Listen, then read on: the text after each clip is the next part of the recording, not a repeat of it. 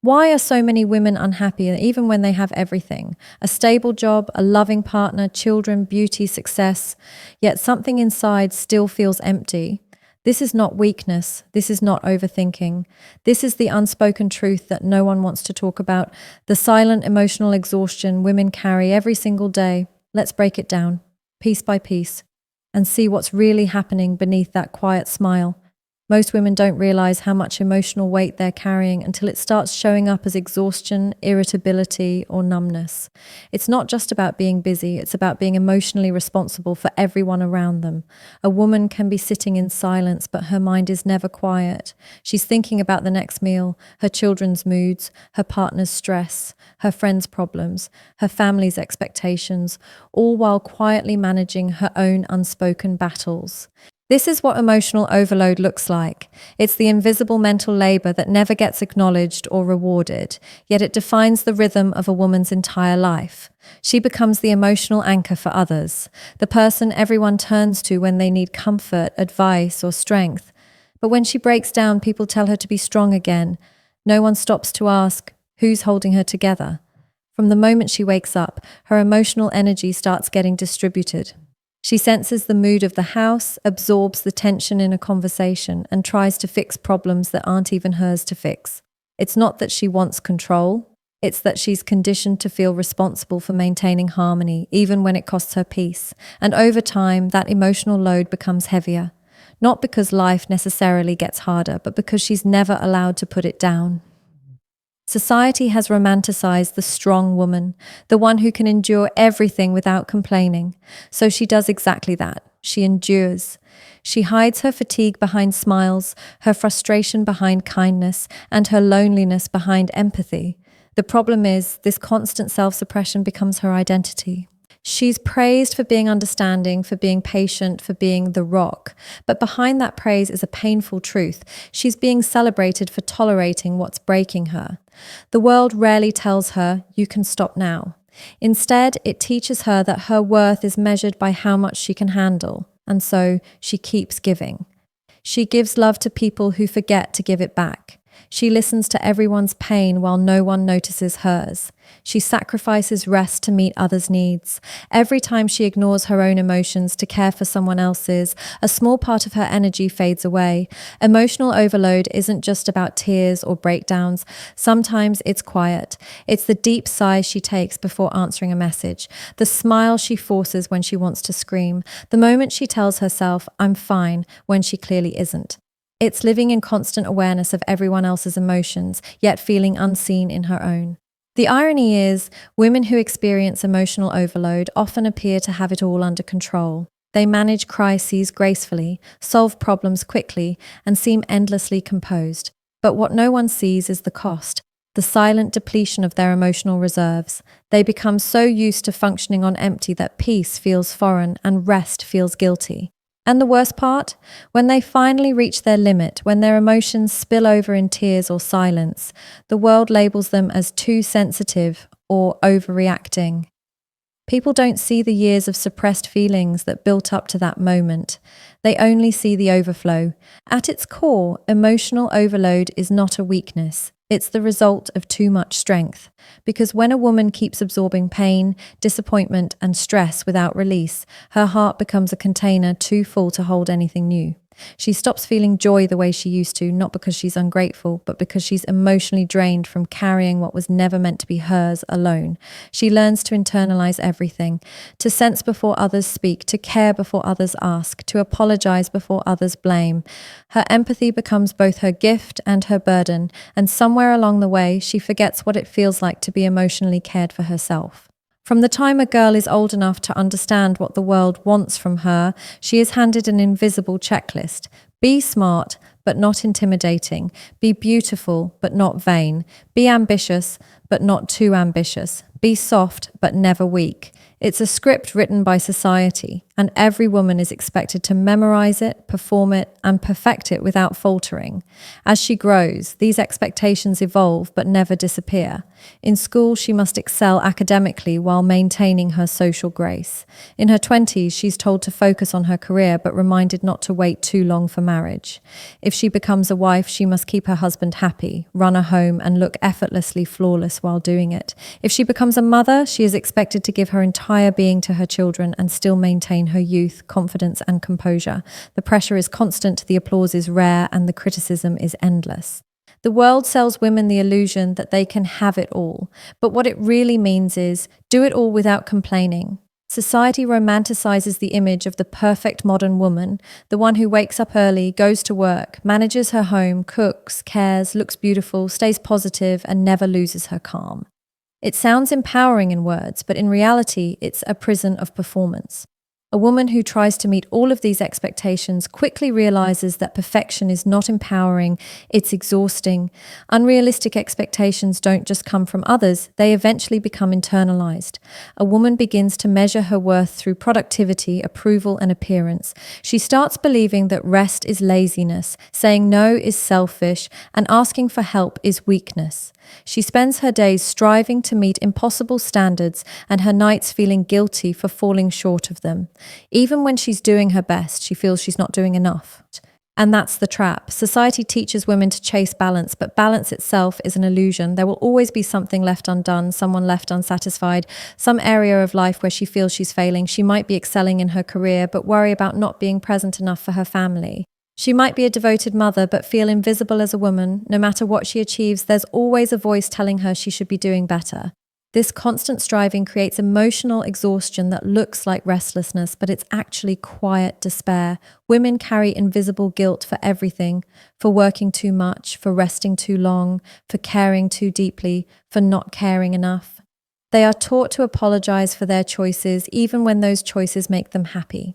A woman who chooses her career is told she's neglecting family values.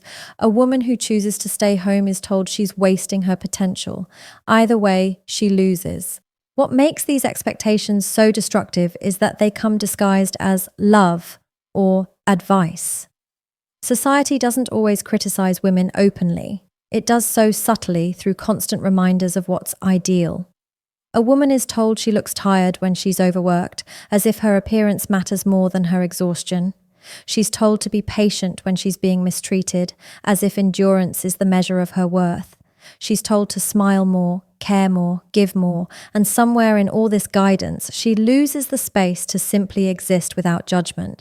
And when she finally tries to slow down, people ask her what's wrong. When she tries to set boundaries, she's called selfish. When she tries to speak her truth, she's labeled emotional. It becomes clear that the world doesn't actually want her to be strong. It wants her to look strong while quietly breaking inside. This constant state of expectation robs women of peace. They live with the fear of disappointing others, parents, partners, children, friends, even strangers. Every decision becomes a performance, every flaw a failure. And over time, the gap between who she is and who she's expected to be becomes too wide to bridge. That's when unhappiness settles in. Not because she isn't capable, but because she's tired of trying to meet standards that were never human to begin with. One of the deepest sources of unhappiness in women today is the quiet suppression of who they truly are. It doesn't happen all at once. It happens slowly, over time, in moments so small they almost go unnoticed. A little girl learns early what earns approval and what doesn't. She's praised for being polite, gentle, and accommodating, but rarely for being assertive or bold. Every time she's told to stay quiet, to let it go, or to not make a scene, a piece of her authentic self gets tucked away, hidden for the sake of acceptance. As she grows, this pattern becomes her emotional default. She learns to read the room before she speaks, to adjust her tone to make others comfortable, and to shrink her opinions to avoid confrontation. She becomes what everyone needs her to be: the good daughter, the loyal friend, the supportive partner, the devoted employee. But in becoming everything for everyone else, she quietly forgets how to be herself. Suppressed authenticity isn't always visible from the outside. A woman can appear confident, even happy, while living a life that doesn't reflect her real desires. She tells herself she's content because she's doing what's expected, but deep inside, she feels disconnected. Her dreams begin to feel like distant echoes of who she once was. The hobbies, interests, and passions that once made her feel alive now seem impractical or selfish. The danger of constantly pleasing others is that a woman starts to lose her emotional compass. She no longer asks, "What do I want?" Instead, she asks, "What will make them happy?" Or, "What will make me look good?" Her choices stop being expressions of self and start being strategies for survival, to maintain peace, to avoid rejection, to fit in. This subtle self-betrayal becomes a habit so ingrained that she doesn't even recognize it anymore. Many women reach a point where they can't distinguish between who they are and who they've been conditioned to be. They might have careers they never truly wanted, relationships they stayed in out of obligation, or lifestyles built entirely around others' comfort. And yet they tell themselves to be grateful because from the outside their lives look perfect. But perfection is not fulfillment. It's often a mask used to cover the quiet grief of self-abandonment. When a woman's authenticity is suppressed, her emotions begin to rebel. She might experience constant irritability, anxiety, or sadness without understanding why. It's not that something new is wrong, it's that her true self is trying to surface after years of silence. The soul can only pretend for so long before it starts demanding to be seen. But the tragedy is, by the time she realizes this, she's already built an identity around pleasing others. This suppression often shows up in relationships. A woman might tolerate disrespect to avoid being called dramatic. She might downplay her accomplishments so others don't feel insecure. She might keep forgiving behaviors that break her because she's terrified of being alone, and every time she chooses silence over truth, she reinforces the belief that her voice doesn't matter. The more she hides her feelings, the further she drifts from herself. Authenticity requires courage. The courage to disappoint others in order to stay true to your own heart. But most women have been taught that disappointment is dangerous. They equate honesty with conflict and conflict with rejection. So instead of saying, "This hurts me," they say, "It's okay." Instead of saying, "I need a break," they say, "I'm fine." And over time, those small denials of truth create emotional suffocation. What's heartbreaking is that many women suppress themselves not out of weakness but out of love. They don't want to hurt people, they don't want to cause discomfort, but love that requires you to silence your truth isn't love, it's emotional erasure. When a woman can't express her truth, she loses her connection to her own intuition, and that loss becomes the root of her unhappiness. Suppressed authenticity is like living behind glass that you can see your life, but you can't fully touch it. You laugh, you show up, you perform, but you feel detached from your own emotions. You begin to exist instead of live. The world applauds your composure, but inside you're quietly screaming for permission to be real again. One of the most silent yet destructive forces shaping women's unhappiness today is the endless cycle of comparison. It begins innocently, a glance at someone else's life, a moment of curiosity, a scroll through a social feed, and before she realizes it, her self-worth is being measured against an illusion. In today's world, comparison is no longer a passing thought, it's a lifestyle. Everywhere she turns, there's a reminder of what she should look like, what she should own, and how she should live. From a young age, women are conditioned to compare. In school, they're compared to other girls in looks, grades, popularity, or behavior. The message is clear. There's always someone doing better, looking better, or being better. By adulthood, that message has evolved into an internal voice that whispers, "You're not enough, not successful enough, not beautiful enough, not thin enough, not loved enough." And the problem isn't that she believes she's failing. It's that she's been taught to believe someone else's version of success defines her worth. Social media has magnified this pressure beyond anything previous generations ever faced. What used to be private is now public. Every achievement, every vacation, every milestone is shared, often filtered, edited, and curated to perfection. A woman scrolling through her phone doesn't see the arguments behind the smiles, the exhaustion behind the achievements, or the loneliness behind the captions. She only sees the highlight reel of others' lives while comparing it to her behind-the-scenes reality. It's an unfair comparison that leaves her feeling like she's constantly behind, even when she's doing perfectly fine. Comparison doesn't just affect how a woman sees others, it changes how she sees herself. She starts noticing flaws that never bothered her before. Her body becomes a battlefield. Her achievements feel small. Her peace feels undeserved. She begins to chase validation, not because she's vain, but because she's searching for reassurance that she matters too. The likes, compliments, and attention give her temporary relief, but they also reinforce the trap that her worth depends on how others perceive her. The cruel truth about comparison is that it's endless. There's always another woman who seems more confident, more stable, more loved. And every time she sees someone like that, a part of her doubts her own progress. It doesn't matter if she's growing, healing, or succeeding. If someone appears ahead, she feels behind. It's a mental treadmill that keeps her running but never arriving. This constant state of comparison creates quiet emotional exhaustion. It steals joy from the present moment and turns gratitude into dissatisfaction. A woman might achieve something she once prayed for but still feel empty because someone else achieved more.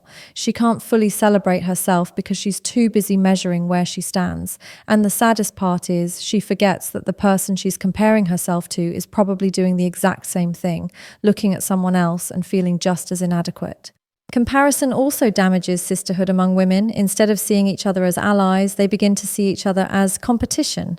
Compliments become rare because admiration feels like weakness. Instead of supporting each other, women start quietly resenting those who reflect what they feel they lack.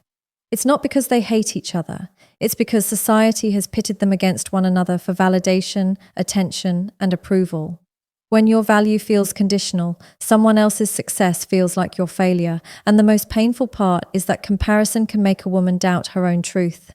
She begins to question whether her pace, her choices, or her lifestyle are right. She starts living according to what others applaud rather than what she actually desires. Slowly, her authenticity fades, replaced by a carefully constructed image meant to match others' standards. She forgets that real peace isn't found in being better than others, it's found in being fully herself. In the end, comparison doesn't push women forward. It keeps them trapped in a silent cycle of self-doubt. It teaches them to chase visibility instead of value, perfection instead of presence. The constant exposure to others' curated realities convinces them that happiness is somewhere out there, in someone else's body, lifestyle, or relationship. And as long as she's looking outward for validation, she'll never feel at home within herself. One of the most painful and overlooked reasons for women's unhappiness is emotional neglect. Not the loud kind, but the silent kind that hides behind routine, comfort, and familiarity. It's the ache of being unseen in a relationship that looks perfectly fine from the outside. It's when a woman gives everything, her time, her love, her energy, but receives emotional silence in return. No cruelty, no chaos, just absence. And that absence slowly begins to feel heavier than any argument ever could. Emotional neglect doesn't always come from bad men. It often comes from emotionally unavailable ones, partners who love in ways that look practical but lack emotional depth. He might provide stability, care for her needs, and claim to love her, but emotionally, he's distant. He listens to her words but doesn't hear them. He sees her tears but doesn't feel them. For a woman, that kind of emptiness is deeply confusing. She can't explain it easily because technically nothing is wrong, yet something feels missing, something vital, something human. Women by nature are emotional nurturers. They connect deeply, sense intuitively, and love with their entire being. When they're in a relationship, they don't just want presence. They want connection. They want a safe space to express without judgment, to be understood without explanation, to feel emotionally held. But when that emotional reciprocity is missing, they begin to shrink. They stop sharing. They stop hoping to be understood. They start convincing themselves that they're asking for too much when all they want is to feel emotionally seen. What makes emotional neglect so destructive is its subtlety. There are no fights, no cruelty, just a growing distance that no one talks about. She starts censoring her feelings to avoid being called too sensitive or overthinking. Every time she's met with indifference, she tells herself to toughen up. She learns to silence her emotions to keep peace. But that peace is an illusion. It's emotional starvation dressed as stability. Over time, she starts internalizing the neglect. She wonders if maybe she's too emotional, too needy, too dramatic. She doubts her worth because her emotions are never mirrored back. The more she suppresses her needs, the lonelier she becomes, even while sharing a bed with someone every night. That loneliness doesn't come from being alone. It comes from being with someone who makes her feel invisible. Emotional neglect often disguises itself as normal. The routine of life, work, bills, responsibilities, becomes the silent wall between two people. They function like a team, not lovers. Conversations revolve around logistics, not feelings. Touch becomes mechanical, not affectionate. A woman starts to miss emotional intimacy more than physical intimacy because the mind and heart crave connection far deeper than the body ever could. The worst part is that emotional neglect doesn't break a woman suddenly. It erodes her slowly. Each ignored feeling chips away at her confidence. Each unmet need makes her quieter. She begins to live in emotional survival mode, showing up, smiling, managing, but feeling emotionally empty inside. Her laughter loses authenticity, her eyes lose spark, and her energy becomes dim. It's not depression, it's emotional depletion from giving without being refilled. When a woman feels emotionally neglected, she starts creating emotional distance as protection. She might stop initiating conversations, stop expressing affection, or stop dreaming with her partner. It's not because she stopped loving, it's because she no longer feels safe to, and yet she still stays, hoping one day he'll notice her silence, hoping he'll see the sadness she hides so well. But most of the time he doesn't, because to notice he'd have to feel, and that's exactly what he's been avoiding all along. This emotional disconnect affects every part of her being.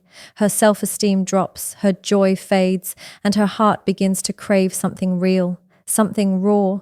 She might start finding solace in her solitude, her friends, her work, or even in emotional fantasies, not out of betrayal, but out of survival. Because when a woman isn't emotionally fed, she starts looking for ways to keep her soul alive. What's tragic is that emotional neglect doesn't always come from lack of love. It often comes from lack of awareness. Many men were never taught how to connect emotionally. They believe providing is loving, but they don't realize that love without emotional presence feels like abandonment to a woman, and so she continues to exist in a relationship where her heart beats loudly, but no one listens. One of the most profound yet quiet causes of unhappiness in women is the lack of inner fulfillment.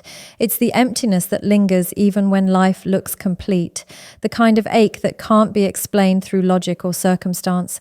A woman may have everything she once dreamed of, a career, a family, love, recognition, yet deep inside, there's a hollow space that nothing external seems to fill. This isn't greed or ingratitude. It's the deep human hunger for meaning, purpose, and self-connection that so many women have been taught to ignore. From childhood, women are conditioned to focus outward, to nurture, to care, to serve, to achieve, always for others. Their worth is often measured by their roles, how good of a daughter, partner, or mother they are. And while these roles may bring pride and love, they can also cause a woman to lose sight of herself as an individual. She becomes so busy fulfilling others that she forgets what fulfillment feels like. She starts existing instead of living, showing up for everyone but herself. This lack of inner fulfillment doesn't happen overnight. It builds slowly through years of self-neglect disguised as responsibility. A woman might wake up one day and realize that everything she's built was for validation, not happiness. Her career was to prove she's capable, her beauty to prove she's worthy, her relationship to prove she's lovable. But once the applause fades, she's left wondering who she is without it. She's done everything right, yet she feels emotionally incomplete. Inner emptiness often comes from chasing external achievements that were never meant to fill internal voids. Society tells women that success, marriage, or motherhood will complete them, but fulfillment doesn't come from titles or milestones. It comes from alignment, from living in a way that honors your values, desires, and truth. When a woman lives disconnected from her own essence, no achievement feels satisfying. She can reach the top of her career and still feel like she's missing something real. Many women silence this feeling because they fear it sounds ungrateful. They tell themselves they should be happy. After all, others have less.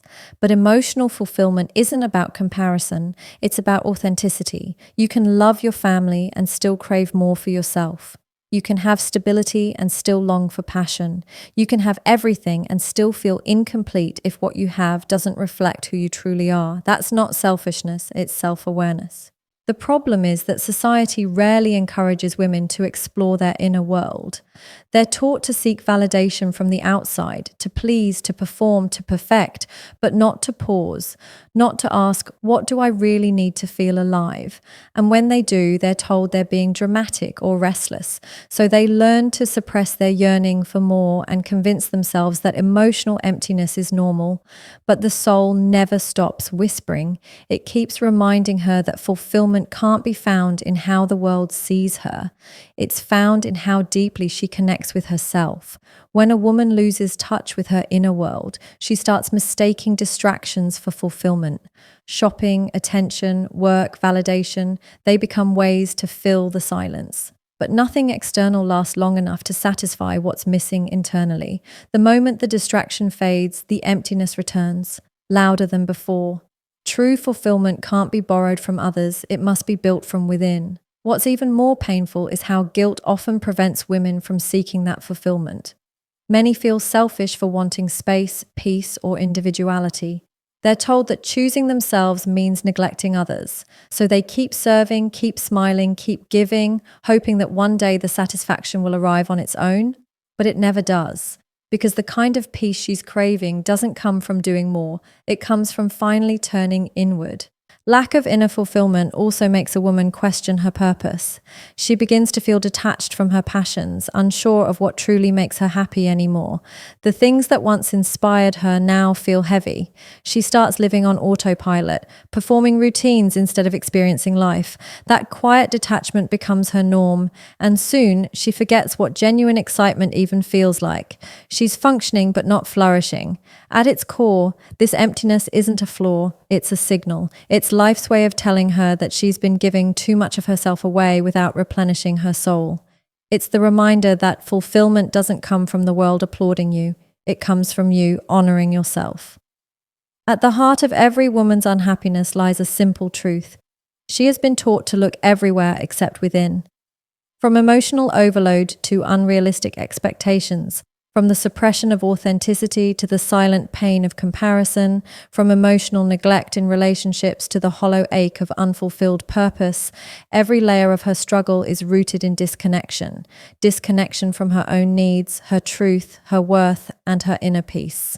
Women are not born unhappy. They become unhappy when the world convinces them that being everything for everyone else is more important than being true to themselves. They are told to be strong but not loud, nurturing but not needy, ambitious but not intimidating. And in trying to balance all those contradictions, they lose sight of the one thing that truly matters: self-connection. But the beauty of a woman's strength is that she can always return to herself. Healing begins the moment she stops seeking permission to rest, to feel, to say no, to be imperfect. It begins when she stops chasing happiness as an achievement and starts nurturing it as a state of being, when she learns that fulfillment doesn't come from approval but from authenticity. Every woman deserves to feel emotionally safe, seen, and whole, not because she's done enough to earn it, but because it's her birthright. The world may have taught her to suppress, to overgive, to endure quietly, but it can never take away her ability to rise, rebuild, and reclaim her inner peace. Happiness for a woman is not found in perfection or performance. It's found in presence, in being fully herself, unapologetically, deeply, and without fear. Because once a woman reconnects with her own voice, once she starts honoring her truth instead of escaping it, she stops surviving and starts living. And that's the kind of happiness no one can take away.